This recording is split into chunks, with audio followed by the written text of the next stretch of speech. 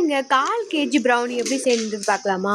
செம்ம டேஸ்ட்டா நல்லா சாக்லேட்லாம் மேல போட்டு சூப்பரா இருந்துச்சு. அதுக்கு brown sugar 50 gram, white sugar 50 gram, cocoa powder 10 gram, ragi 50 gram, essential 1/2 KG, 75 gram dark chocolate, 50 gram butter எடுத்துக்கோங்க.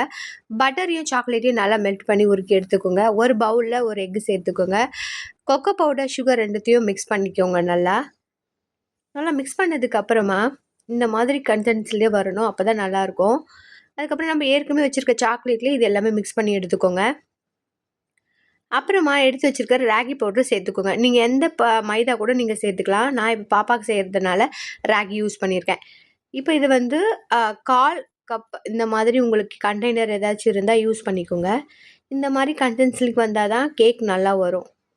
ஸோ இதுக்கு மேலே வந்து நான் எல்லா சாக்லேட்டுமே யூஸ் பண்ணி 180 கிராமில் 30 டிகிரியில் வந்து நான் வச்சுருக்கேன். சூப்பரான ப்ரௌனி கேக் ரெடி. நீங்களும் வீட்டை செஞ்சு பார்த்துட்டு சொல்லுங்கள். கண்டிப்பாக சப்ஸ்கிரைப் பண்ணிக்கோங்க.